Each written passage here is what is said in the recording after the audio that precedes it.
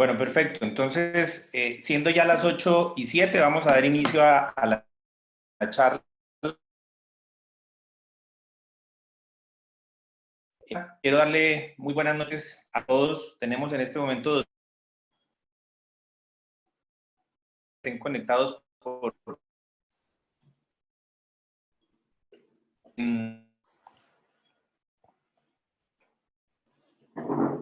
en nombre de la Junta Directiva. Quiero darle la bienvenida como parte de todas las estrategias que estamos desarrollando desde FECOPEN como una asociación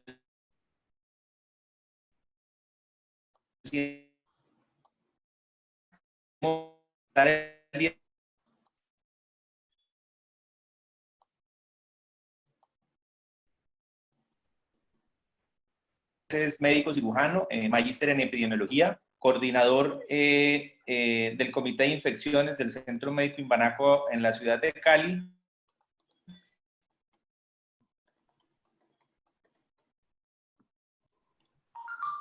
Dayana, ¿sí me escuchas? Se te escucha muy mal. Aló, ¿ahí mejoró? Sí.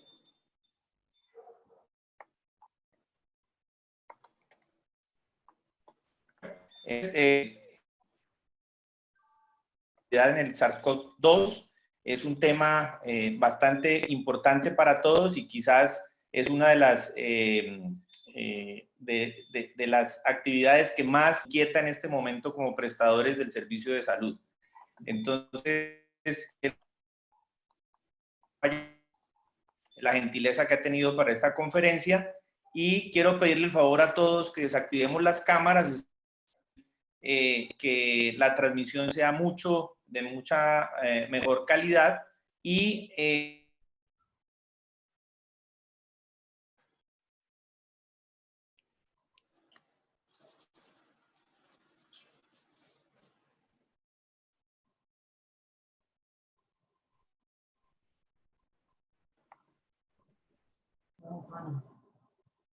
Bad connection, bad connection.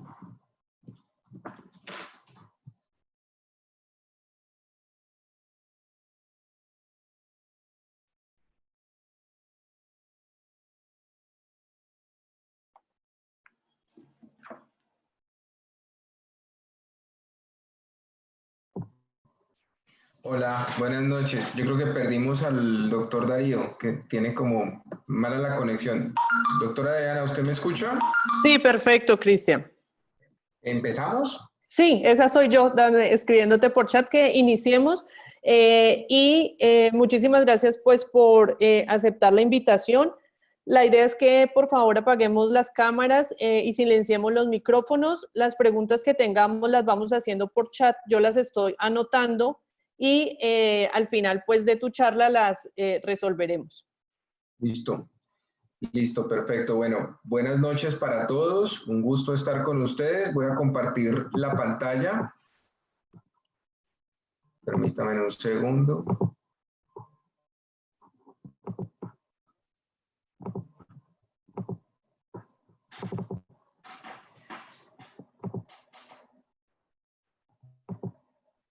Listo, doctora Diana, ¿la ve bien ahí la pantalla? Sí, se ve muy bien. Listo. Bueno, vamos a empezar hablando un poco del SARS y vamos a enfocar la charla mucho en la bioseguridad y en general la estrategia para prevenir el contagio en los trabajadores de la salud. Antes que nada, es importante conocer no solamente la forma de transmisión, sino los principales riesgos que tenemos frente a este nuevo coronavirus SARS-CoV-2. Un punto fundamental que quiero que todos tengan muy claro es que la gente se está concentrando mucho en el aire y en los aerosoles y la principal fuente de contagio del SARS no es esta. La principal fuente de contagio del SARS es el contacto, la contaminación del ambiente, la contaminación con las superficies inanimadas. Vamos a ver un poco el por qué, pero empecemos analizando la sobrevida de este nuevo coronavirus en superficies inanimadas. Lo que ustedes ven aquí es un compendio que hizo Lancet de las publicaciones más importantes que han salido en el último mes y medio, hablando de la duración del SARS-CoV-2 en superficies inanimadas. Pueden darse ustedes cuenta que en superficies como papel, por ejemplo, cartón, puede durar algunas horas, inclusive un día, en acero inoxidable puede durar entre 2 y 3 días, en vasos 4 días. Quiero llamarles la atención especial en las mascarillas quirúrgicas, en los tapabocas. Porque miren que el SARS-CoV-2 puede durar hasta 7 días en promedio en una mascarilla quirúrgica, ojo, a una condición de 21 a 23 grados y con una humedad relativa de 40%. Eso quiere decir cálido en el ambiente. Por eso ahora voy a hacer un énfasis en el uso y en el abuso de las mascarillas quirúrgicas. Pero ya vemos que en superficies inanimadas el SARS-CoV-2 puede durar mucho tiempo. Miremos qué pasa en el aire. ¿Qué pasa en el aire? Y esta es una publicación del New England Journal of Medicine del 17 de marzo de este año. Y quiero llamarles la atención a esta primera columna donde está el tema del aire. Ojo, a una temperatura y una humedad controlada desde el laboratorio, sin corrientes de aire, el SARS-CoV-2 puede sobrevivir. Aquí hay una comparación, este es un diseño experimental que comparó el SARS-CoV-1 con el SARS-CoV-2, que son como dos hermanos muy parecidos dentro de la familia de coronavirus. Miren que el SARS-CoV-2 puede durar 1.1 horas. Ojo, no 3 ni 4 horas como está circulando en los WhatsApp ni en correos que desinforman. 1.1 horas bajo condiciones de un flujo de aire estático, o sea, sin corriente de aire, ninguna corriente de aire, cosa que no ocurre cuando uno tiene un inyector de un aire acondicionado, por ejemplo, o cuando tú tienes presión negativa o presión positiva en una sala de cirugía, y a una temperatura y humedad relativas controladas, porque es un diseño experimental. Dense cuenta entonces que bajo esas condiciones, que generalmente no son las condiciones de un ambiente hospitalario, el SARS puede durar máximo 1 hora en el aire, pero en las superficies sí puede demorarse días en morir. Aquí estamos hablando de virus viable, porque otra cosa importante es que la temperatura y la humedad relativa afectan mucho la viabilidad del virus. Recordemos que el SARS-CoV-2 es un virus encapsulado de una membrana lipídica y los virus son generalmente muy inestables. Es más estable que un virus desnudo, pero los virus generalmente son muy inestables. Eso es importante tenerlo en la cabeza porque la transmisión y el contagio más incidente va a ser sin lugar a dudas el contacto con las superficies inanimadas.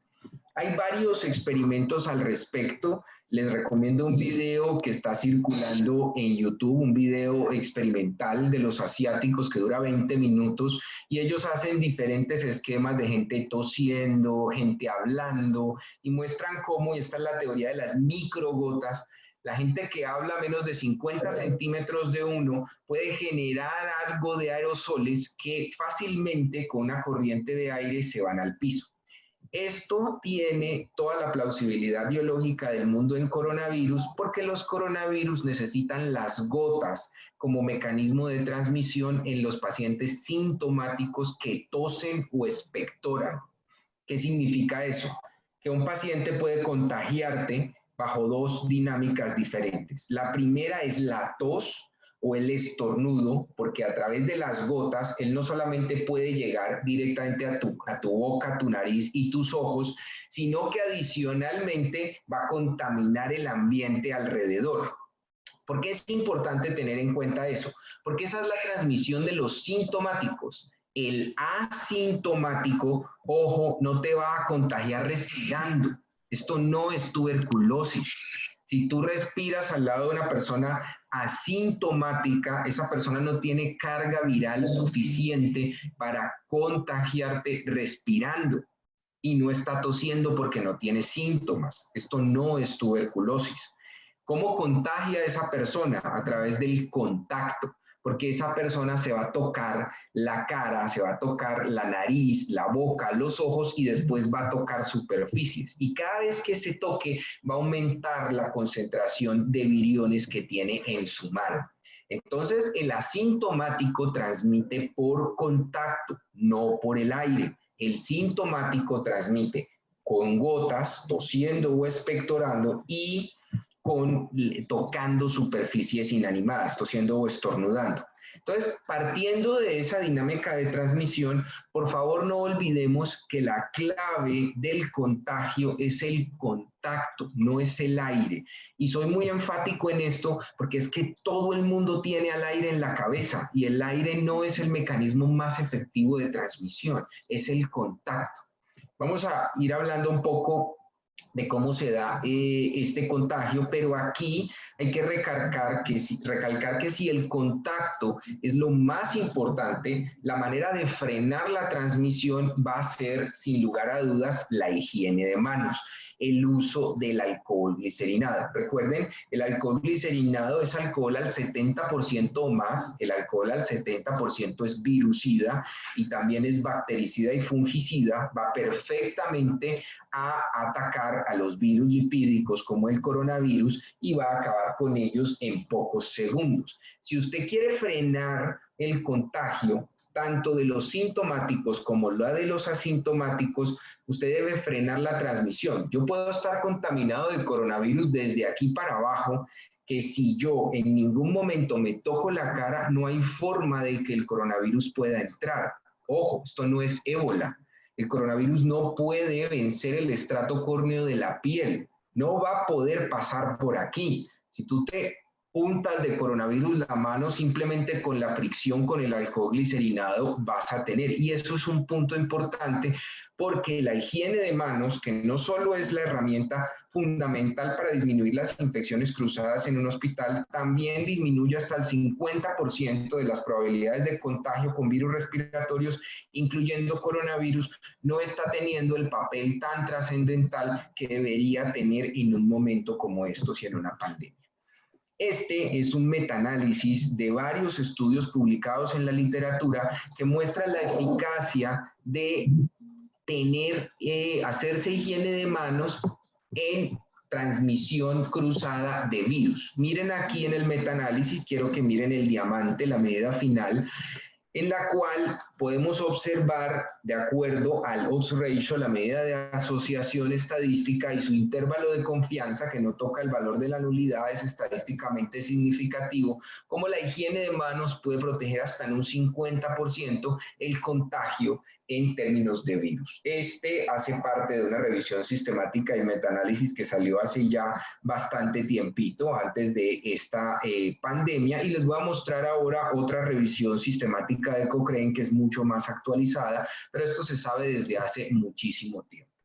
En el ámbito hospitalario, la higiene de manos y lo que nos concierne a nosotros va a ser el lavado de manos con agua y jabón, que se debe hacer cuando las manos están visiblemente sucias, cuando usted siente las manos grumosas, siente sucias las manos, y la fricción con el alcohol glicerinado que se debe hacer en los 5 momentos de higiene de manos, antes del contacto con el paciente y antes de realizar una tarea séptica, después del riesgo de exposición de fluidos corporales, después del contacto con el paciente y después del contacto con el entorno del paciente. Y el tercero y el cuarto componente de la higiene de manos, que es el lavado quirúrgico de las manos o la fricción quirúrgica de las manos. Les pido el favor de que piensen en el alcohol, porque es que la gente piensa todo el tiempo en las mascarillas y esa no es la forma más eficiente de la transmisión. Del coronavirus se conocen muchísimas cosas antes de esta pandemia. Ha tenido familiares muy famosos, el SARS y el MERS, y se conoce mucho del contagio por contacto de estos virus. Entonces, tengan, por favor, siempre como medida más efectiva la higiene de manos, no el uso de las mascarillas quirúrgicas. Vamos a ver por qué es tan peligroso usar una mascarilla y usar unos guantes cuando no están indicados. Y estas fotografías son el común denominador de las calles del mundo y de las calles de Colombia. Y entonces la gente es muy insistente en decir, es que los asiáticos lo lograron porque todo el mundo se coloca mascarillas, es que allá todo el mundo usa mascarillas. Bueno, les voy a decir varias cosas. Este es un compendio del uso de la mascarilla en diferentes escenarios, exitosos y no exitosos para controlar el SARS-2. Salió hace 10 días este compendio, menos de 10 días, y muestra lo siguiente. Claro, los asiáticos usan mascarilla quirúrgica. Se la cambian 16 veces al día y no se tocan la cara cuando se la colocan. No hacen lo que todo el mundo hace cuando se pone una mascarilla quirúrgica, hablarle a la gente y hacer esto, y estársela tocando todo el tiempo. Los que están saliendo a la calle se dan cuenta que evidentemente la gente no se cambia la mascarilla 16 veces al día, como hacen los asiáticos. Ellos tienen un problema de contaminación de tiempo atrás y saben mucho mejor que nosotros cómo utilizarla. Pero miren que en los otros escenarios como Taiwán, Singapur, inclusive Alemania, el Reino Unido, el uso de la mascarilla se ha sectorizado para pacientes sintomáticos o cuando hay un contacto muy cercano, como ir al transporte público, estar a menos de 1 metro de distancia de una persona.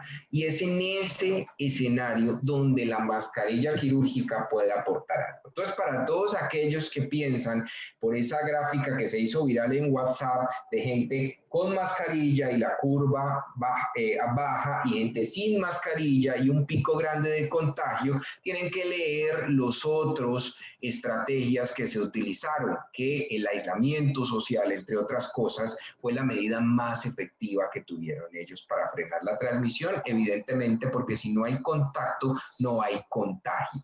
¿Ya? Pero no es la mascarilla quirúrgica, el talismán, como lo menciona hace 2 días un artículo del New England Journal of Medicine, que nos va a salvar la vida a todos. Mucho cuidado con lo que leen del uso de las mascarillas. Problemas grandes de una mascarilla quirúrgica.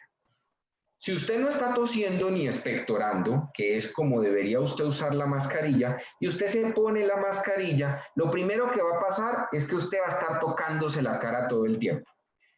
Aproximadamente entre 25 y 550 veces nos tocamos la cara. Entonces usted se pone esto y usted está todo el tiempo haciendo esto. Usted se va a almorzar y se deja la mascarilla aquí para no quitársela, la contamina, el filtro de una mascarilla de estas no va a ir más allá de 3 horas, o sea que después de eso la mascarilla lo que se vuelve es un reservorio de coronavirus porque puede vivir 7 días aquí. Las mascarillas no tienen derecho ni revés, como esa pieza publicitaria que se hizo viral en WhatsApp, que por este lado sí, que por este lado no, eso es mentira. La mascarilla se la puede colocar como usted quiera. Importante es que cuando se la retire, por favor, la doble por el lado que recibe todo el aire de la filtración para que no se vaya a contaminar. Y esto no le va a durar a usted más de 2,5 horas, 3 horas de uso continuo. Entonces, mucho cuidado con el uso de la mascarilla quirúrgica porque puede ser una fuente potencial importante de contagio para nosotros. El siguiente punto son los guantes. Entonces la gente sale a la calle con una mascarilla y unos guantes pensando que están totalmente protegidos y algunas personas, colegas inclusive, trabajan enguantados en las instituciones hospitalarias. Esta es una revisión sistemática de más de 2.000 papers publicados en la literatura que muestra cómo cuando usted se pone un guante, el riesgo de contaminar el guante con el primer contacto es superior al 50%. Y adicionalmente, la gente sigue tocando cosas. El gran peligro de esto es que usted se vuelve un vector. Usted pasa de contaminarse a contaminar absolutamente todo alrededor. La transmisión cruzada para virus, bacterias y hongos es superior al 20%. Y hay un problema enorme con el uso de guantes, y es que usted enguantado no va a usar el alcohol. Entonces, cuando usted se enguanta, usted no se hace fricción. Y primero, no se puede hacer fricción encima de los guantes. Yo sé que muchos han visto esos videos de los asiáticos. Por favor, no todos los videos que vienen de los chinos son ciertos. O sea, no significa que porque ellos se filmen estén haciendo las cosas bien. Esto no está diseñado para soportar soluciones alcohólicas al 70%. Está dañando los guantes, abre los poros de los guantes. se vuelve una fuente de contagio superior y evita que usted no use el alcohol. Y cuando usted no usa el alcohol, su riesgo de contagio aumenta porque con las manos sucias se va a tocar la cara y se va a tocar las mucosas. Entonces, mucho cuidado con el uso del alcohol. Cristian, ¿por qué no se pone uno doble guante para atender a estos pacientes? ¿Y qué sentido tiene ponerse doble guante si esto no es ébola ni es riesgo químico? Si a usted se le rompe un guante, usted se fricciona y listo. El alcohol va a acabar perfectamente con el coronavirus.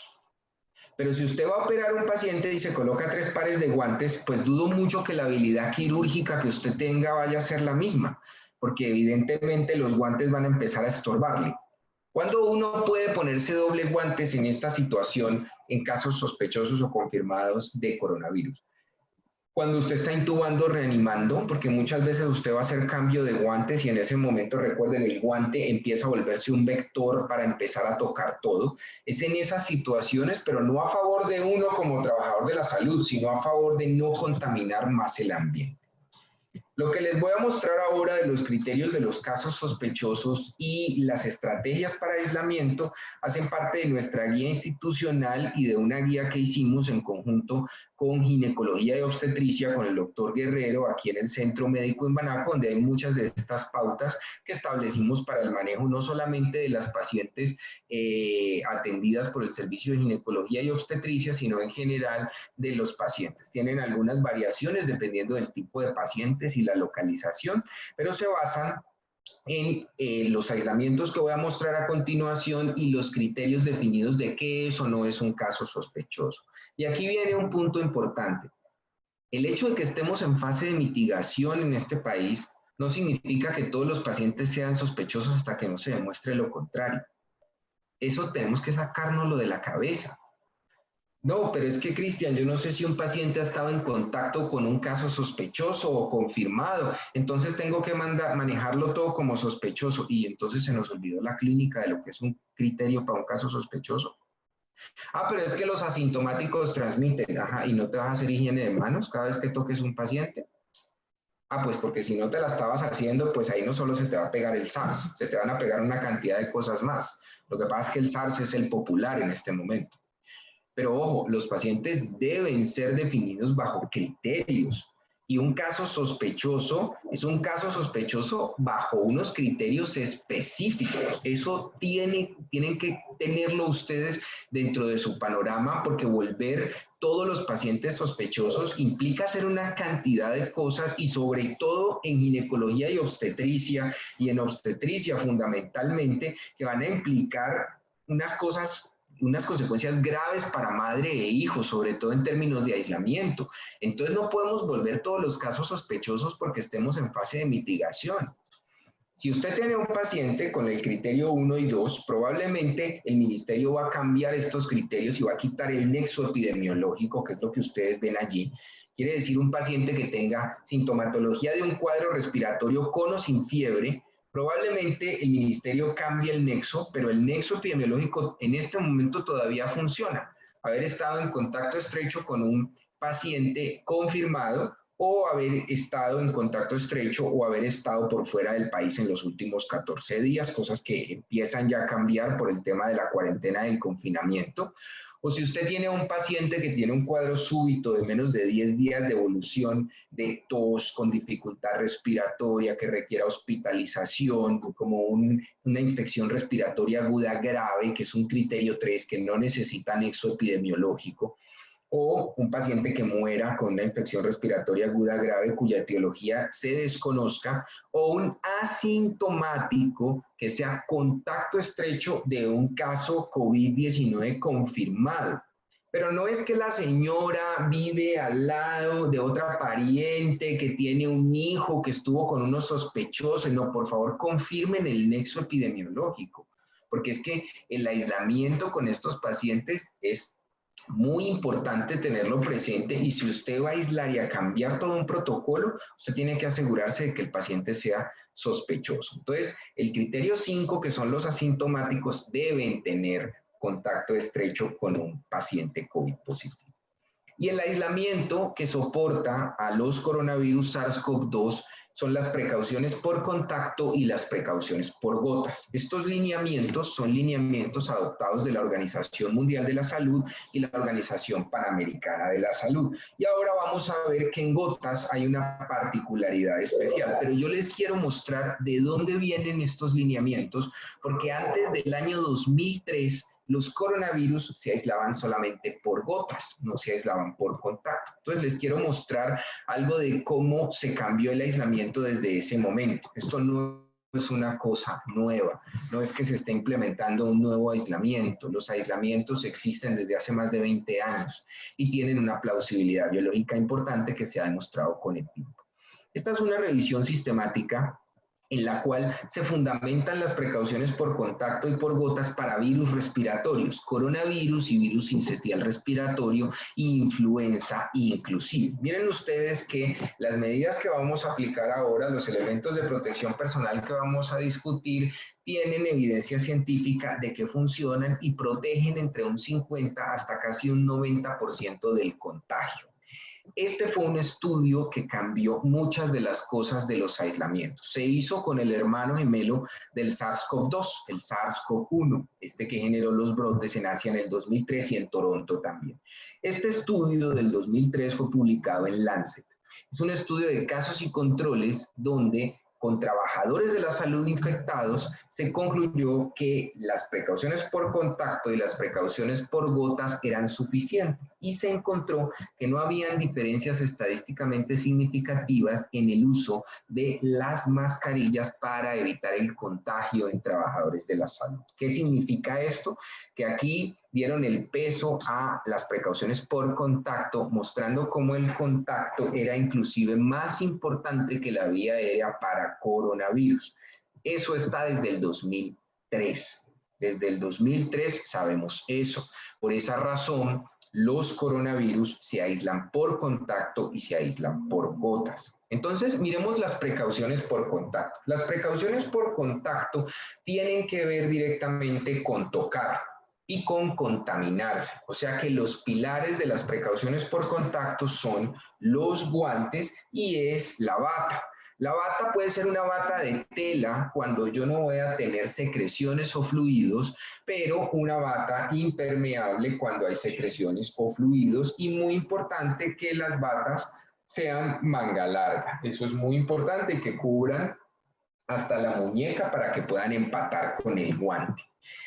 El uso de las batas puede disminuir hasta en casi un 70% la transmisión por contacto en términos de virus, pero importante tener en cuenta que las batas son de un solo uso. Las batas no se pueden reusar. Usted no puede quitarse una bata y colgarla en un perchero y después volver a colocársela, porque las batas desde el primer contacto se contaminan en la región abdominal. Al contaminarse en la región abdominal, pues esa bata se vuelve un vector y un foco de contagio adicional. Esto es algo que sabemos desde hace mucho tiempo y es la razón por la cual uno no debe colgar batas en un hospital. La bata se usa y se desecha. Las batas de tela no hay necesidad. Las batas de tela no hay necesidad de botarlas o de quemarlas. Las batas de tela se pueden desinfectar con peróxido de hidrógeno en un proceso de lavado industrial. No tiene mayor problema con eso. El uso de los guantes también tiene suficiente evidencia científica y la protección puede ir hasta en casi un 70% del uso de guantes para evitar infección por el SARS. Teniendo en cuenta las precauciones por contacto, miremos ahora las precauciones por gotas y el uso de estos dos elementos de protección personal. La careta o visera o las gafas protectoras y la mascarilla quirúrgica. Y vamos también a hacer un énfasis en la mascarilla de alta eficiencia N95. La protección ocular tiene bastante evidencia científica, puede proteger hasta en casi un 100% del contagio, y aquí es importante tener en cuenta que ustedes pueden tener esta protección ocular, solamente las gafas protectoras, o también pueden tener una careta con visera.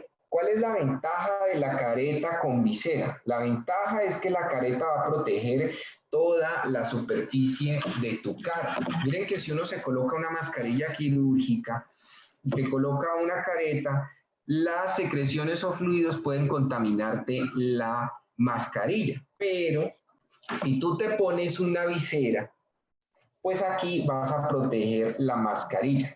¿Para qué sirve proteger la mascarilla? Pues para poder reusarla en otro paciente. Si la mascarilla no se contamina, evidentemente no va a haber ningún problema. La recomendación es usar la careta con visor. Esto se debe limpiar cada vez que usted se la ponga. Porque no es que usted se la pone, se la quita, se la pone y se la quite y nunca la limpia. Hay que limpiarla y la clave de la limpieza y desinfección de este tipo de cosas es usar una mezcla de detergente, que es un tensoactivo, con un desinfectante que puede ser amonio cuaternario. Por favor, nunca limpien esto con alcohol. El alcohol fija la mugre. Y si usted tiene mucha carga orgánica, esto lo que va a generar es una capa de mugre, no la vas a poder limpiar nunca. Algunos productos en el mercado, nosotros aquí usamos esto, que es una mezcla de detergente y desinfectante, son los pañitos limpiadores. El desinfectante es un amonio cuaternario. Los amonios cuaternarios sirven para virus encapsulados, virus de cápsula lipídica como el coronavirus, pues perfectamente va a generar la limpieza y desinfección. Recuerden que el contacto es el principal enemigo, por eso hay que limpiar las cosas. Pero nosotros no tenemos esa cultura y por eso es que dejamos las cosas sucias y las cosas después nos contaminan y por eso nos contagiamos. Miremos el uso de la mascarilla quirúrgica y vamos a hacer un contraste entre la quirúrgica y la N95. Este es un metaanálisis de la evidencia que hay publicada para transmisión de virus respiratorios con mascarillas quirúrgicas. Miren que la mascarilla quirúrgica protege más de un 50% contra infecciones para virus respiratorios, pero miren que la N95 puede proteger un poco más y ahora vamos a ver cuál es la diferencia más importante entre estas dos mascarillas. Empecemos mirando un modelo cercano al SARS-CoV-2, el SARS-CoV-1. Este es una revisión sistemática de metaanálisis publicada en el 2017 en el Clinical Infectious Disease que mostraba cuánto protegía una mascarilla de estas versus una de estas. Querían saber cuál protegía más. Pues resulta que ambas protegen. Si ustedes miran la medida de asociación estadística, el odds ratio, se dan cuenta que las mascarillas quirúrgicas protegen 0.13. Recuerden, una medida de asociación como una oportunidad, que es el OR, el 1 es el valor de nulidad. Todo lo que esté de 1 para acá se comporta como un factor protector y si yo quisiera volver es un porcentaje, diría, ¿cuánto le falta 0.13 para ser igual a 1? Estamos hablando de un 87%. Las mascarillas quirúrgicas pueden proteger hasta un 87% contra el SARS y la N95 hasta un 88%.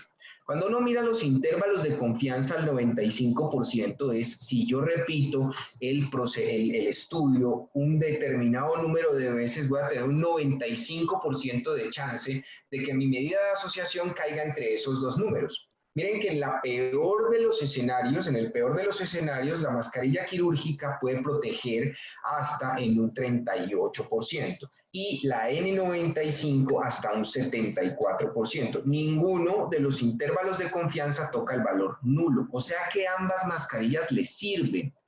Porque es que hay un fenómeno que estoy viendo en los trabajadores de la salud y es que cada vez les sirven menos los elementos de protección personal. Entonces la gente piensa que esto ya no sirve para nada. Y ahora también piensan que esta ya no sirve para nada porque todo el mundo se quiere colocar las T100 o las P100, que ahora las vamos a ver, que son las mascarillas estas de caucho que se usan para riesgo químico.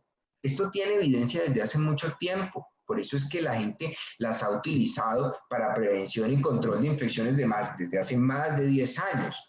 Miremos un poco cuándo usar una y cuándo usar otra. ¿Y por qué? Porque es que esto no se puede usar todo el tiempo y esto no se puede usar todo el tiempo. Los elementos de protección personal no son cosas que uno se ancle para toda la atención y haga absolutamente todo así. Resulta que desde el modelo del SARS y desde los brotes en Toronto de SARS, se encontró que la gente que usaba continuamente una mascarilla de estas se contagiaba mucho más rápido. Eso se siguió estudiando a lo largo de los años y en los últimos 10 años varias referencias en la literatura han demostrado cómo quien usa continuamente una mascarilla de estas tiene más riesgo de contagio porque esto está más asociado a cansancio laboral, más asociado a cefalea y son muy difíciles de tolerar. Entonces, recordemos que tan malo es no usar un elemento de protección personal como utilizarlo mal. Y este es el mejor ejemplo. Pero, ¿cuál es el papel de una mascarilla de alta eficiencia N95? Este es el compendio de 2 ensayos clínicos controlados en trabajadores de la salud. A mí, para hablar de contagio en trabajadores de la salud, me gusta traer estudios de trabajadores de la salud, porque uno no puede trasladar estudios en población hacia trabajadores de la salud, es un escenario totalmente distinto. Y este es un acúmulo de más de 3.500 trabajadores de la salud en 2 ensayos clínicos controlados. Ellos miraron cuál mascarilla era mejor en aerosoles y lo hicieron para modelos en bacterias, Mycobacterium tuberculosis, lo hicieron para modelos en virus, para coronavirus, virus sincitial respiratorio y virus de la influenza. Encuentran que para los modelos de virus, la mascarilla de alta eficiencia N95 era significativamente superior en términos de aerosoles, o sea, para aerosoles. La conclusión más importante de esto es que la N95 en procedimientos que generen aerosoles es significativamente mejor que una mascarilla quirúrgica. Respirar no es generar aerosoles, ojo. No, es que está respirando, entonces, no, la respiración, ¿quién dijo que generaba aerosoles? Usted genera aerosoles tosiendo, usted genera aerosoles estornudando, en una broncoscopia, en una fibrobroncoscopia, en una intubación, en reanimación, usted genera aerosoles pujando en un expulsivo, allí se generan aerosoles. Pero los pacientes no generan aerosoles simplemente por respirar. Ah, no, pero es que el paciente puede toser en cualquier momento. Pues entonces si el paciente está tosiendo es un sintomático. Ah, no, pero es que yo no sé cuándo vaya a toser. No, tenemos que dejar de gobernarnos por el miedo y de verdad pensar con el sentido común. Si usted tiene un paciente sintomático, enfóquelo como tal. Si usted no tiene un paciente sintomático, no lo enfoque como tal. Usted no debe usar esta mascarilla todo el tiempo. Porque si usted usa esta mascarilla todo el tiempo, usted se va a cansar más rápido, se va a tocar la cara y se va a contagiar. Las mascarillas N95 se llaman N95 porque no son resistentes ni al agua ni al aceite. O sea que si esto se moja, se dañó. Ustedes ven acá que las N95 tienen otras hermanas. Esta es la R95, la que usan generalmente los operarios del aseo. Esa es resistente al aceite. Y esta es la famosa T95 que todos los colegas están comprando como locos. Bueno, esta mascarilla T95 o P100 o T100 es una mascarilla que es resistente al agua y al aceite. Por eso se usa en riesgo químico. Estos que ustedes ven acá son 2 filtros. Los filtros pueden durar entre 30 y 40 horas. Son 2 filtros que están acá. Pero ojo, esa mascarilla es una mascarilla que cada vez que usted la utilice tiene que hacerle limpieza y desinfección. Porque como esa mascarilla es de plástico, entonces se vuelve un fómite adicional y va a generar contaminación y puede contaminarlo mucho más. Entonces, mucho cuidado con los que han comprado estas mascarillas y las están utilizando, porque si usted no las sabe limpiar, se va a contagiar. No le ofrece nada adicional a una de estas, nada. Absolutamente nada. No, Cristian, es que los chinos mostraron que las partículas, no, todo eso no es cierto. Esta mascarilla perfectamente le va a funcionar, pero si usted tiene la otra y la está utilizando y no la sabe limpiar, se va a contagiar. Entonces, mucho cuidado con tomar cosas de videos, de cosas que se ven en Asia y creer que eso es evidencia científica. Un video no es evidencia científica. Esta mascarilla ha sido probada por años para tuberculosis, coronavirus, virus respiratorio sincitial y una cantidad de patologías más, incluyendo ébola, que es mucho más mortal que un coronavirus. Estas mascarillas tienen varias capas. Una de esas capas es de poliuretano, tiene otra capa de carbón y cuando tú respiras, el carbón actúa como un desinfectante. Quiere decir que estas mascarillas podría uno decir que se van desinfectando poco a poco. Con respecto a la N95 hay varias consideraciones que hay que tener en cuenta. La primera de ellas es que nosotros recibimos influencia de los norteamericanos, entonces quien avala los filtros de las N95 como esta que yo tengo en las manos es la Sociedad de Seguridad y Salud en el Trabajo, la NIOSH. Esa sociedad avala todos los filtros. Quiere decir que usted a su mascarilla le tiene que encontrar el sello de la NIOSH y un código TC, que es este que está acá. Si esa mascarilla no tiene eso, ese filtro no está avalado y eso no es una N95.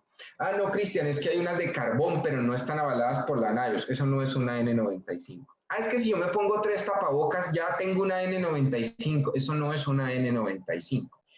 Cuando usted vaya a utilizar la mascarilla, por favor, nunca se la coloque ni se la retire tocándola de acá, porque acá la mascarilla puede estar contaminada o usted la puede estar contaminando. Eso quiere decir que siempre que usted se la va a colocar, tómela de las puntas para colocársela. Usted se coloca la mascarilla, idealmente la mascarilla de las tirantas deben ir al cuello, porque si las tirantas van acá, usted se va a cansar mucho más. Idealmente las tirantas van al cuello y usted asegura el sello de la mascarilla. Idealmente no debe uno tener barba, porque la barba hace que no se haga un buen sello de la mascarilla. Y el otro tema que es importante es que al retirársela, por favor, no la toquen y guárdenla en una bolsa, que puede ser una bolsita de estas, una bolsa de papel craft. Nunca en una bolsa plástica, porque las bolsas plásticas terminan de dañar el filtro y usted la tiene allí, le va a durar 8 a 10 horas de uso continuo.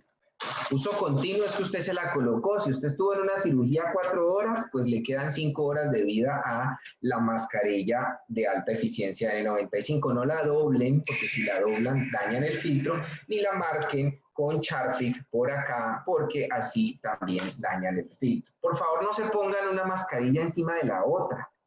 Eso no está bien. Los asiáticos felices colocándose elementos de protección personal. Este filtro que tiene esto funciona es como una barrera y esto va a generar muchísimo más humedad en la mascarilla y la vas a dañar. Entonces, no te coloques 2 mascarillas al mismo tiempo.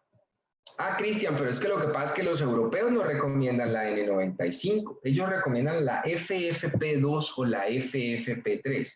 Claro, porque son europeos. Esa es la norma europea. La N142 es una norma que precisamente avala los filtros de las mascarillas. Una FFP2 es igual a una N95. Una FFP3 es igual a una R95. Y los chinos tienen otra norma, que es la KN95. Ambas normas son válidas. Las 3 mascarillas funcionan perfectamente. Idealmente, si usted tiene habitaciones con presión negativa en su clínica, es ideal que los casos sospechosos o confirmados vayan a una habitación con presión negativa. ¿Por qué? La presión negativa funciona con inyectores y con extractores. El extractor saca el aire no hace recambio y las habitaciones de presión negativa, el aire hace recambio, perdón, y las habitaciones de presión negativa generan más de 16 recambios de aire por hora. O sea, cada menos de 3 minutos tú estás respirando un aire distinto. Ah, pero es que yo no tengo presión negativa. Abra la ventana. La ventana genera una corriente de aire suficiente para tumbar a el SARS y a las microgotas que puede tener el SARS. Se demostró desde hace años, los chinos lo volvieron a demostrar. Eso no funciona en tuberculosis. Si usted no tiene presión negativa en tuberculosis, sí está en problemas. Y abrir la ventana no va a ser suficiente. Pero para SARS, abrir la ventana es suficiente.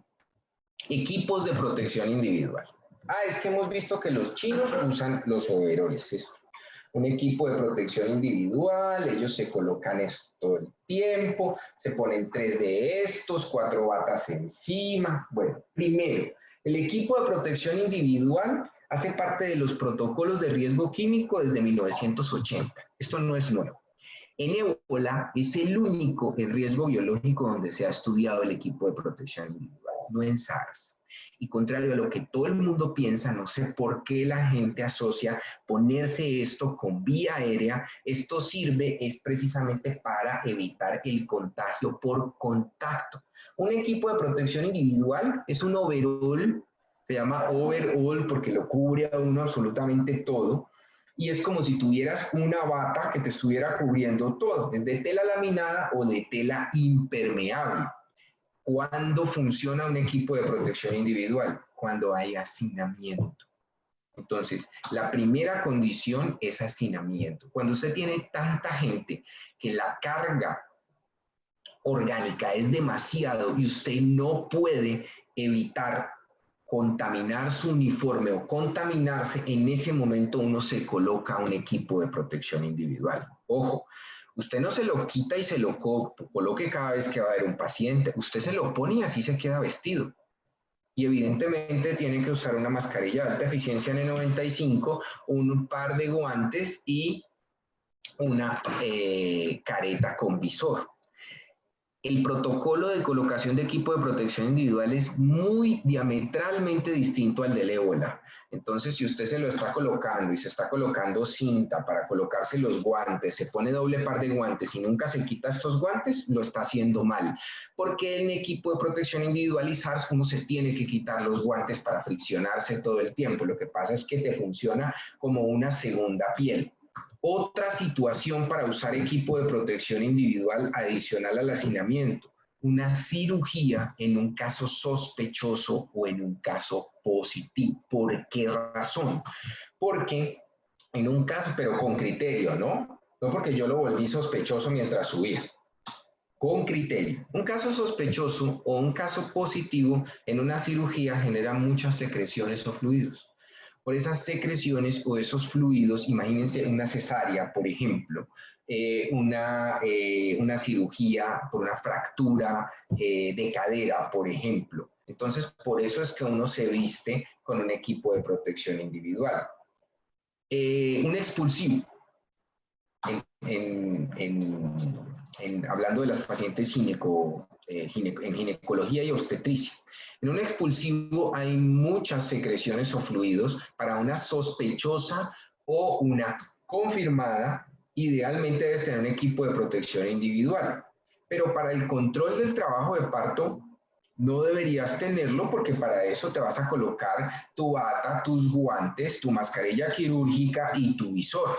Pero en la fase del expulsivo sí debes ponerte un equipo de protección individual. Por eso es que algunas organizaciones, algunas clínicas han optado porque los pacientes sospechosos o confirmados sean llevadas mejor a cesárea y no se haga todo el control del trabajo del parto y finalmente el expulsivo, porque esto va a incluir más gasto de elementos de protección personal y más exposición del personal por el tiempo que se va a demorar. Pero eso es una decisión que cada organización debe revisar con los ginecólogos y los obstetras que tenga la organización. Es una decisión donde no está tomada la última palabra. Algunos prefieren pasar todas estas pacientes a cesárea, otros prefieren no hacerlo, pero en caso de que usted vaya a hacer un parto, pues debe usar equipo de protección individual en el expulsivo, y si es una cesárea, debe usar equipo de protección individual en la cesárea. La pijama quirúrgica. Miren, independiente de que usted se cambie 15 veces, siempre que usted llega a la casa, siempre, independiente de que te hayas cambiado en la clínica, tienes que quitarte la ropa y quitarte los zapatos en la puerta de tu casa. Y a eso hay que hacerle limpieza y desinfección. Hay que limpiar y desinfectar los zapatos y hay que limpiar y desinfectar la ropa. Las soluciones más similares a hipoclorito de sodio a 1000 partes por millón son el Clorox o el Patoit o el límpido. Coges 16 a 20 centímetros cúbicos en un litro de agua y eso da 1000 partes por millón. El detergente, lavando la ropa en un ciclo de lavado en agua caliente, va a ser suficiente. Pero, por favor, independiente de que te cambies en la clínica para ver pacientes, debes llegar y debes quitarte la ropa en la puerta de la casa y los zapatos y bañarte. Eso lo debería hacer uno siempre. no en la fase de pandemia, no por lo que estamos viviendo, siempre. Porque es que hay otros compañeritos del SARS-CoV-2 como las Klebsiellas productoras de carbapenemasas, el Acinetobacter baumannii y la Pseudomonas aeruginosa, que no son tan famosos, pero duran más que el SARS en la ropa. Entonces, para que ustedes lo tengan presente, debería ser una práctica que se utilice siempre. Para el ambiente, idealmente, el Ministerio y desde la Asociación Colombiana de Infectología, lo que hemos recomendado es dicloroisocianurato de sodio. Son las tabletas de cloro orgánico. Este cloro orgánico, lo ven ustedes acá, es una tableta efervescente en 1 litro de agua, da 1000 partes por millón de cloro y eso es suficiente para limpiar y desinfectar el ambiente y para los virus lipídicos. Y para equipos y dispositivos biomédicos, lo ideal son las mezclas de detergente y desinfectante, que lo que van a hacer es que van a ayudarnos para equipos y dispositivos biomédicos. El amonio cuaternario va a ser suficiente. ¿Por qué no derivados clorados para los equipos y dispositivos biomédicos? Porque muchos equipos y dispositivos biomédicos no toleran los clorados. Los ecógrafos, por ejemplo, no toleran clorados, toleran amonios cuaternarios sin alcohol. Entonces va a ser más que suficiente. Esta es una adaptación de un estudio de los asiáticos en una institución de más de 2.500 camas que después de hacer limpieza y desinfección muestran cómo las barandas, el teléfono y las sillas de pacientes y de familiares son lo más contaminados. Las superficies de alto toque se contaminan mucho. O sea que a esto hay que hacerle limpieza y desinfección. Ojo, importante. Lo que usted debe hacer en su clínica es reforzar la limpieza y desinfección del ambiente hospitalario. Porque la limpieza y desinfección del ambiente hospitalario es el pilar para evitar la transmisión de contagio. Si usted aumenta la frecuencia de limpieza con un buen desinfectante para el ambiente y el mobiliario y un buen mezcla de detergente y desinfectante para equipos y dispositivos biomédicos, va a mantener un ambiente poco cargado. Lo otro es los insumos que utilizan. Entonces, los insumos deben ser paños y mopas de microfibra. Aquí en esta gráfica de tiempo versus porcentaje de liberación del desinfectante, encuentran ustedes cómo la microfibra genera mucha más liberación del desinfectante a una superficie inanimada.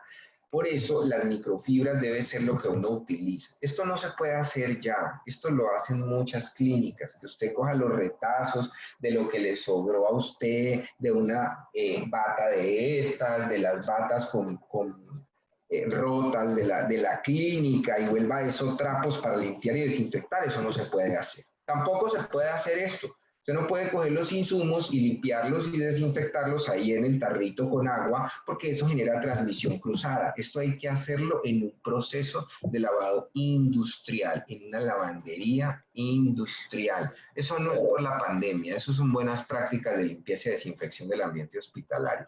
Y todo el mundo debería hacerlos para evitar diseminación por transmisión cruzada. Aquí algunos de los paños y mopas de microfibras que deben tener un código de colores. Usted no puede limpiar un sanitario y después ir a limpiar la mesa en la que está comiendo el paciente. Para eso se utilizan los códigos de colores. Y finalmente, tengo dos conclusiones para ustedes antes de revisar las preguntas o los comentarios o las inquietudes. Y son estas. Miren, de todo lo que me mandan por WhatsApp, yo solamente le pongo cuidado a los memes y a las cosas interesantes, no al resto de cosas que manda la gente sin validar. Y esta es una de las diapositivas que más me ha gustado que me mandó alguien por WhatsApp. ¿Usted quién quiere ser en esta pandemia? ¿Usted quiere estar en la zona de miedo? Mandando cada 15 minutos cosas distintas. Es que los chinos descubrieron que el SARS puede viajar 6 metros, 8 metros después de una habitación.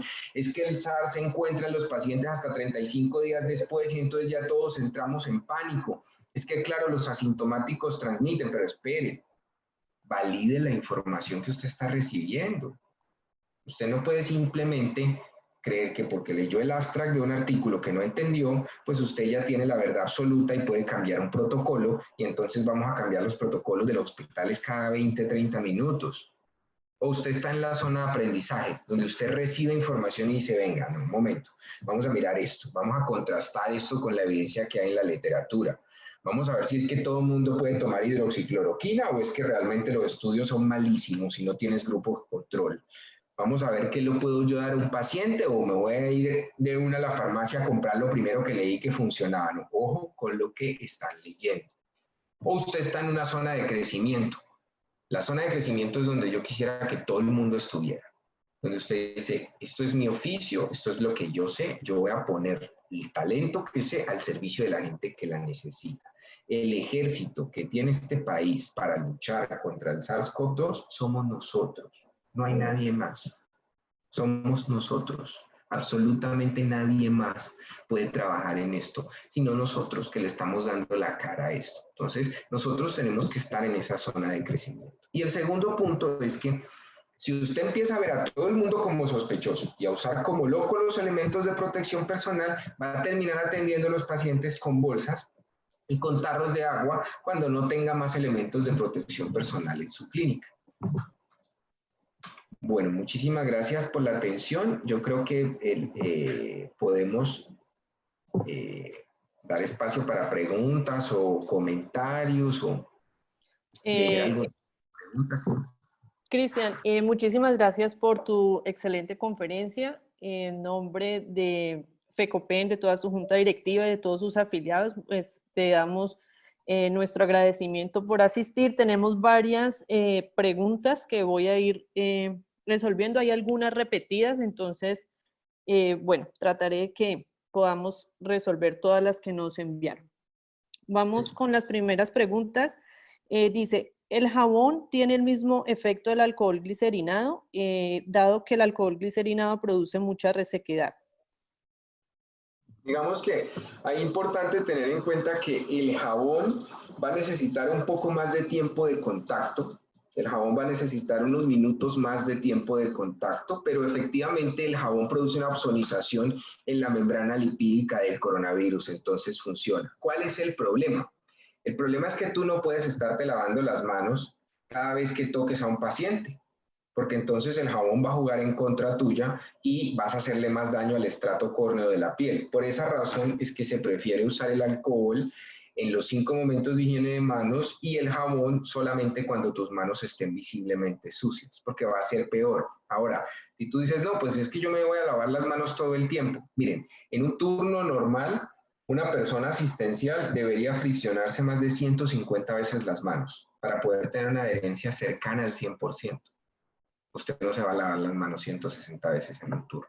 Entonces hay que mirar cómo solucionas el tema del uso del alcohol, porque el jabón te va a requerir más tiempo, más insumos y adicionalmente va a ser complicado en temas de la operación, atendiendo a un paciente, poder simplemente lavarte las manos y no usar el alcohol.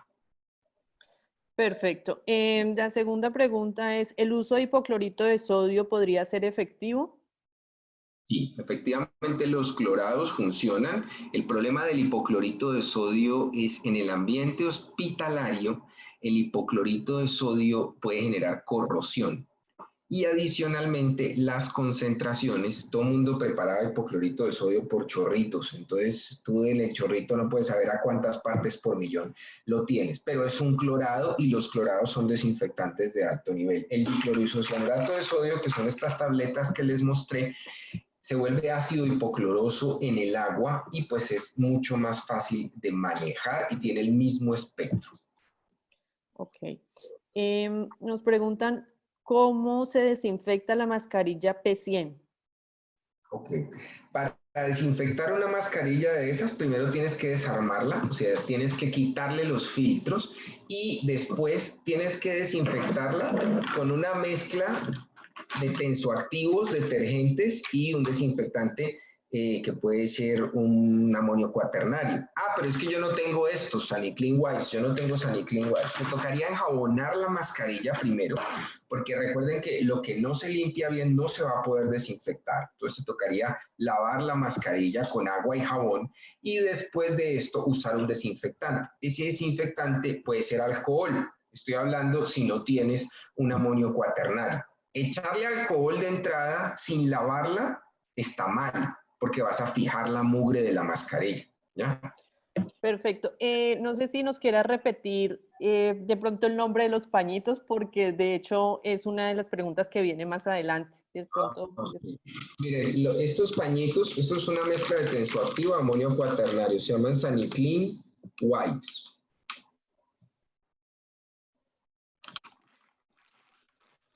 Y pues tienen una ventaja y es que son unos pañitos 2 en 1, entonces funcionan perfectamente. Les voy a mostrar. Son muy útiles para hacer limpieza y desinfección porque pues son unos paños húmedos, ¿ya? Uno para limpiar también tiene su técnica, o sea, usted no coge el trapo así, limpia así a la maldita sea, sino que usted tiene que doblar el trapito lo tiene que doblar y le da 4 caras diferentes. Esta es 1, esta es 2, esta es 3 y esta es 4, y tú lo volteas y da 4 caras adicionales, 4 caras más. Aquí hay otra cara, otra y otra. Entonces uno la que hace con las caras es pasarlo sin repasar, quiere decir eso, usted pasa así, inmediatamente cambia y pasa al otro. No hagan esto porque hacer esto es como revolcar la mugre, o pueden pasar en zigzag, sin repasar o sin repetir. Si usted no limpia bien, se va a contagiar, porque esto va directamente a la cara. Entonces, si alguien lo dejó por ahí y no lo limpió y tú lo agarras, inmediatamente lo agarres y te lleves la mano a la cara. Miren que por eso es que el virus es tan difícil de controlar, porque es que el contagio por contacto es una cosa inminente, uno se toca la cara mucho y la gente no tiene la cultura de la limpieza y desinfección, entonces evidentemente termina aumentando mucho más el riesgo de contagio. Perfecto. Preguntan que si esos pañitos se consiguen en cualquier parte, son de fácil adquisición. Pues miren, yo sé que en Saluti los venden, aquí en Cali. Por aquí compartieron pantalla, dice Sí, pero Clorox. esas ya son las últimas preguntas. Si quieres me dejas, porque mientras tú estabas dando la charla venían una serie de preguntas y ahorita compartimos las pantallas que esas últimas y no las he alcanzado a anotar. Listo, perfecto, no hay problema, aquí vuelvo otra vez a... Qué pena. Bueno, entonces nos preguntan qué elementos de protección serían los adecuados para las personas que afrontan consulta externa, servicios de ecografía en los cuales las pacientes están a menos de 2 metros y en sala de cirugía. Y la pregunta es, también en pacientes positivas con COVID, es claro, sino en pacientes asintomáticas. Listo, ok. Digamos que en los pacientes asintomáticos, recuerden que usted puede tener 2 tipos de paciente asintomático. El asintomático que le cumpla criterio, o sea, alguien que diga, mire, yo soy un contacto estrecho o yo tengo en mi casa a alguien que tiene COVID positivo. Ese es un asintomático que es un caso sospechoso. O el asintomático que no tiene ningún nexo epidemiológico, que dice, no, yo no tengo nada, yo estoy... El que no tenga nada, recuerden que si tuviera SARS-CoV-2, lo va a transmitir por contacto. O sea que lo más importante es la higiene de manos. Usted ahí no tiene que ponerse bata, careta, mascarilla de alta eficiencia N95, no. Porque si él te va a contagiar es por el contacto. O sea que en esos pacientes lo importante es poder hacer muy bien la higiene de manos, tener alcohol glicerinado para higiene de manos y tus elementos de protección personal los vas a usar como convencionalmente los usarías en cualquier otro paciente. Recuerden, el asintomático no te va a contagiar respirando. Ahora, si es un asintomático que sea contacto estrecho, allí uno lo maneja como un caso sospechoso porque te cumple criterios. O sea, alguien que te diga, mire, yo no tengo síntomas, pero es que yo vivo con una persona que es COVID positivo y está hospitalizado. O con una persona que es COVID positivo, la Secretaría de Salud lo diagnosticó o estuvo hospitalizado. Ese es un sospechoso asintomático. Por eso es tan importante la anamnesis en estos pacientes para enfocarlo. En ese sospechoso hay que usar todos los elementos de protección personal. O sea, hay que usar la bata, hay que usar los guantes, la careta con visor y una mascarilla quirúrgica o una N95 si vas a hacer un procedimiento que genere aerosoles, si vas a tomar la muestra, el hisopado nasofaringeo, por ejemplo. Ok, nos preguntan qué se debe hacer si los ventiladores se pueden utilizar en el consultorio con pacientes asintomáticos. Yo en general no recomiendo el uso de ventiladores en los servicios hospitalarios porque es que los ventiladores sí generan corrientes de aire, pero esas corrientes de aire pueden ser perjudiciales para otro tipo de bacterias que hay en el ambiente, Mycobacterium tuberculosis, inclusive virus respiratorio sincitial. Entonces yo lo que recomendaría es el consultorio debe tener una ventana y abrir bien la ventana. Si usted no tiene ventana en su consultorio, entonces usted debe usar una mascarilla quirúrgica y mantener la distancia. Preguntan, en el caso de la sala de partos, si no hay presión negativa, no se pueden abrir las ventanas, el uso de aire acondicionado o sea, ¿es correcto? El uso de aire acondicionado genera una corriente de aire. De hecho, es bueno. Si tú puedes tener un escenario perfecto, la presión negativa, un escenario menos perfecto, aire acondicionado y una ventana, y ahí uno recomienda prender el aire y abrir la ventana para generar corriente de aire y tumbar al SARS. Y si no tienes las ventanas, el aire acondicionado va a generar corrientes de aire. Okay. Pero ojo, eso es para sospechosos, ¿no? O sintomáticos, no para todos los pacientes, porque ustedes van a recibir muchísimos pacientes que no son casos sospechosos. Perfecto. Esta pregunta ha sido, digamos que constante durante la charla. En el caso de cirugía, ¿cuál sería la mejor mascarilla? Para cirugía depende. Si estás interviniendo un paciente sospechoso, con criterio, deben usar todo el equipo una mascarilla de alta eficiencia N95, porque es un sospechoso. ¿Listo? Si no es un paciente sospechoso, la mascarilla quirúrgica va a ser suficiente. Recuerden que yo les mostré que la mascarilla quirúrgica tiene evidencia frente al SARS cuando no hay riesgo de aerosoles directos en la vía aérea. Inclusive con aerosoles vieron en el modelo de SARS, comparando las dos mascarillas, que la quirúrgica también funcionaba. Entonces, en un asintomático no hay problema. Preguntan que con qué se puede limpiar los cartuchos de los filtros. Los cartuchos de los filtros ¿de qué? ¿De la P100 o de la... Eh, o de qué? No lo especifican, pero había una pregunta con respecto a la P100 anterior que preguntaban cómo se hacía la desinfección. Ah, ok. Digamos que los filtros de la P100 no se desinfectan. No se desinfectan porque si tú los desinfectas, los dañas.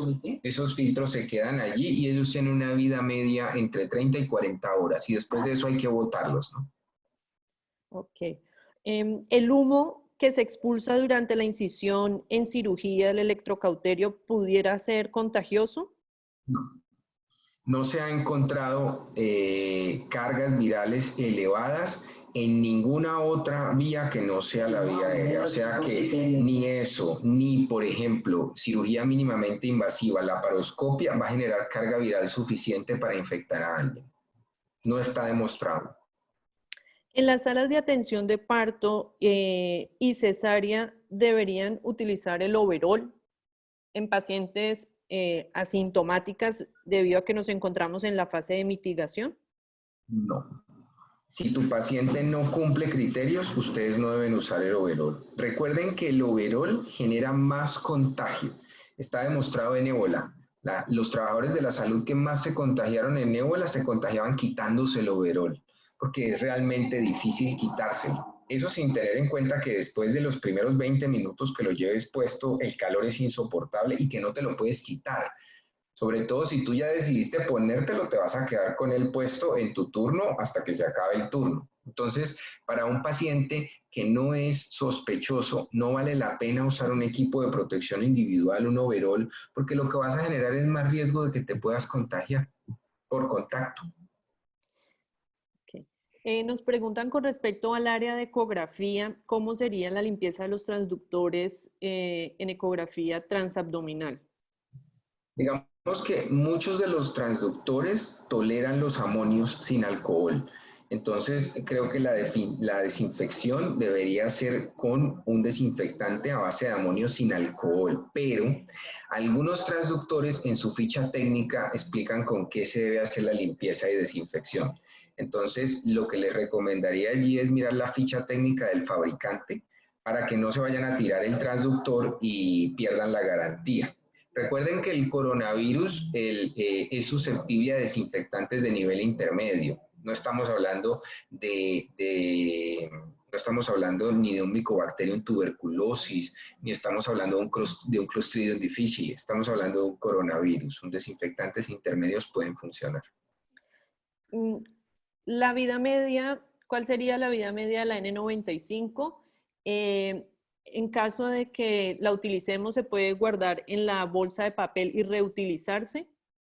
Perfectamente. Si tú tienes una visera que te está cubriendo la mascarilla de alta eficiencia, no vas a tener ningún problema, puedes hacerlo. Y la vida media va a ser entre 8 y 10 horas, dependiendo del fabricante, de uso continuo. O sea que una mascarilla de alta eficiencia les puede durar perfectamente 8, 10 días, 15 días. Esta pregunta también con respecto al uso de los guantes, si se deberían utilizar cuando se realiza ecografía y cambiarse entre una y otra paciente a pesar de que sean asintomáticas. Y también la preguntan que si es obligatorio el uso de guantes en la consulta externa. No, recuerden que el uso de guantes solamente deben utilizarse los guantes cuando uno tenga riesgo de secreciones o fluidos. Mientras eso no ocurra, lo que tienen que hacer es mejorar la adherencia a la higiene de manos y la fricción. Recuerden que el coronavirus no puede pasar el estrato córneo de la piel, o sea que la fricción va a ser suficiente. El consejo sería friccionarse siempre y no tocarse la cara. Perfecto. Preguntan que cómo debería ser la limpieza y desinfección del quirófano en el que se intervenga una paciente confirmada o con caso sospechoso. Digamos que ahí la parte de desinfección física, ambiente y mobiliario debe ser con un desinfectante de amplio espectro, como derivados clorados, dicloroisocianurato de sodio. Los quirófanos tienen presión positiva, entonces para el aire la presión positiva tiene un papel importante porque la presión positiva tumba, digamos, todo, porque extrae todo, lo saca todo hacia los pasillos, pero también puede generar más contaminación. Existe desinfección física con luz ultravioleta, que genera ondas de luz entre 200 y 300 nanómetros. A esa velocidad, en un promedio entre 40 minutos y hora y media, funciona la desinfección para el aire.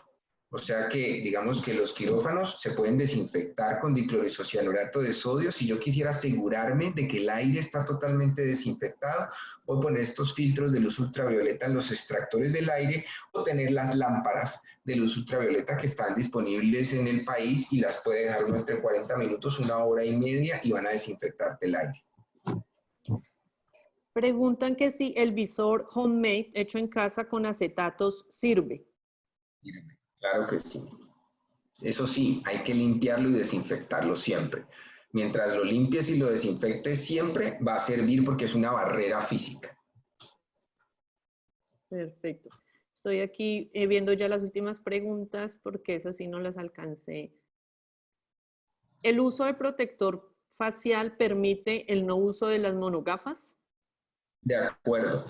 Tú con esta mascarilla, con este visor, no necesitas. Por ejemplo, si ustedes tienen gafas medicadas, así sería suficiente. No es necesario tener que ponerse unas gafas de estas y el visor adicionalmente, o estas encima y el visor, no es necesario.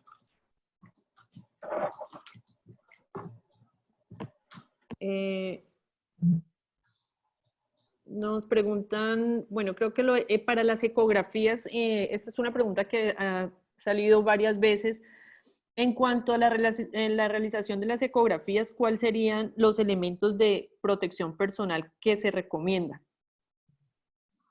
Ahí la pregunta iría enfocada, ¿es una paciente sospechosa o no? Normalmente, en una paciente no sospechosa, ¿qué elementos de protección personal usan ustedes? O sea, una paciente normal. Pues la verdad, algunos médicos podrían usar guantes y otros no. Para la realización de la ecografía transabdominal generalmente no utilizamos guantes. Se aplica la gel, se realiza la ecografía y en los hospitales donde existe pues alcohol glicerinado, pues uno en algunas ocasiones se frota las manos con el alcohol glicerinado, pero digamos que no es una práctica constante que la estemos realizando de manera permanente.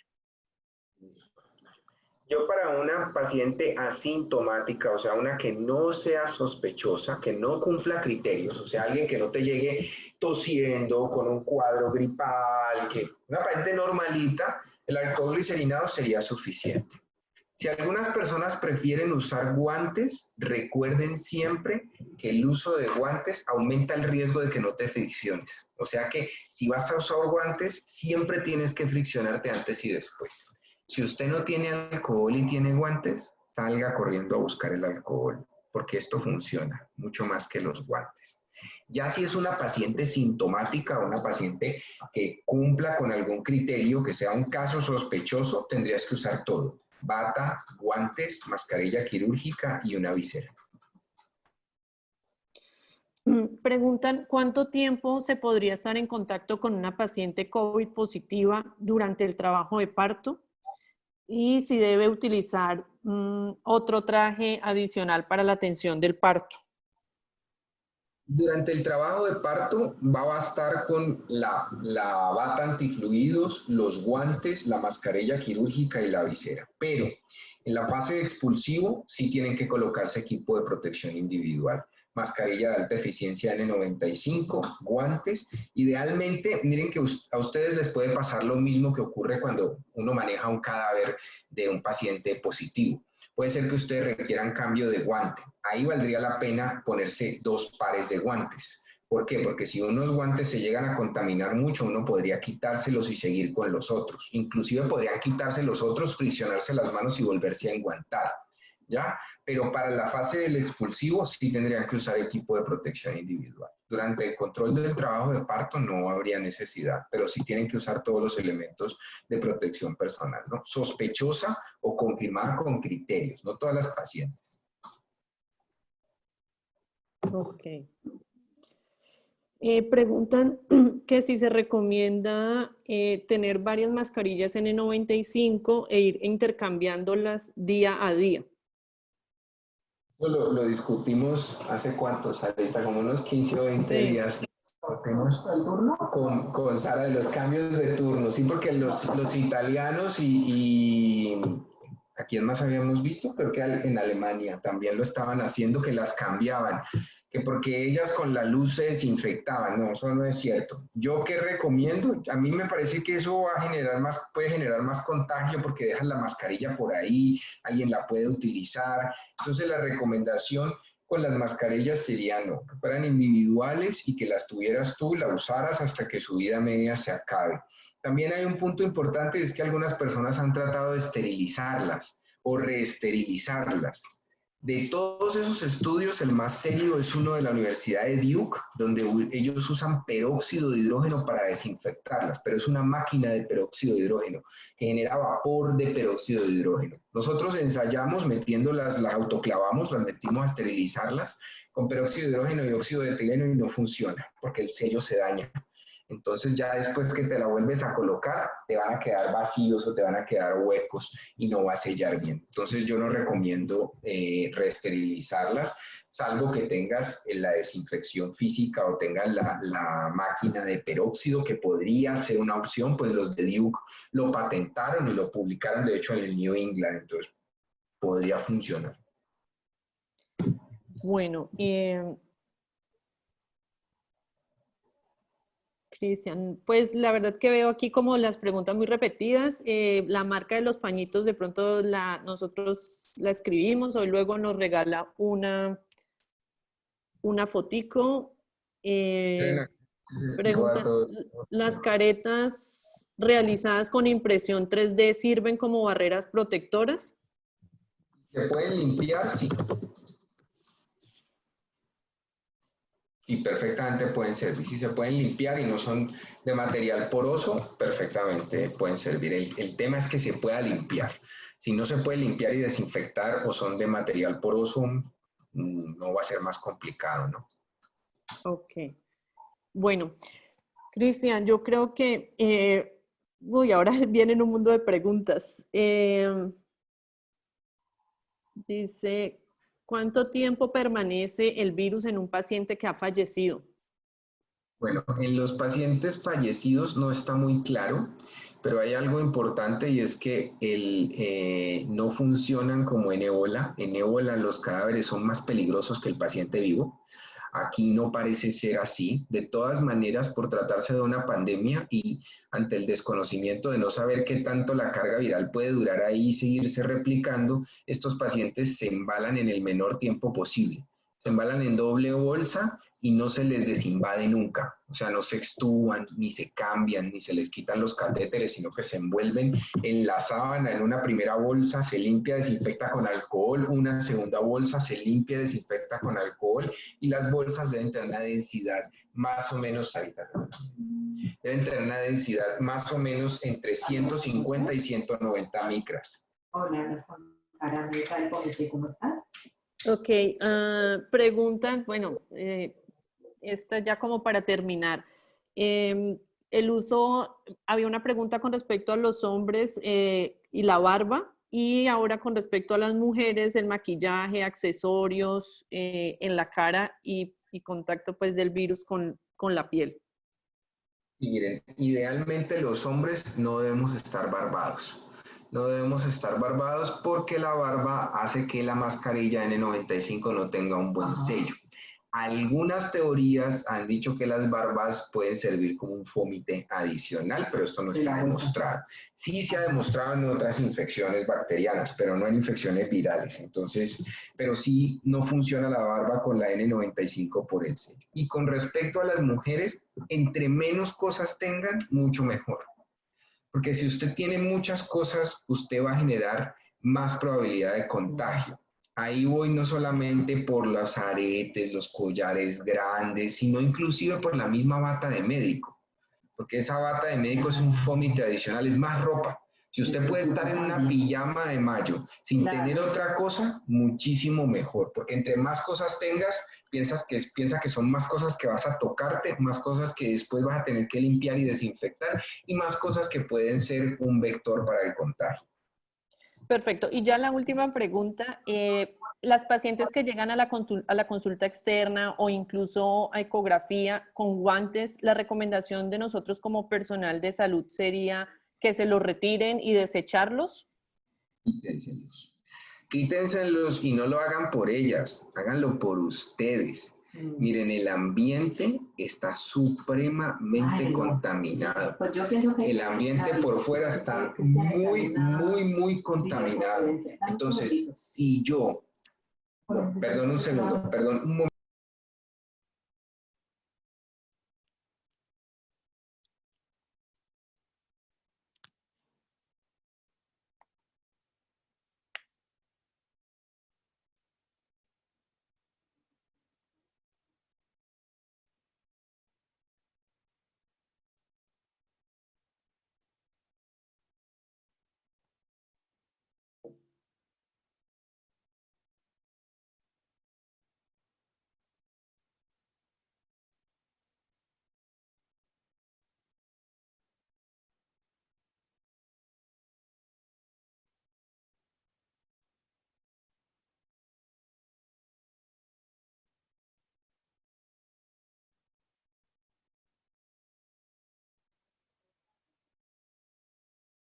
Tiene que desechar. Aló.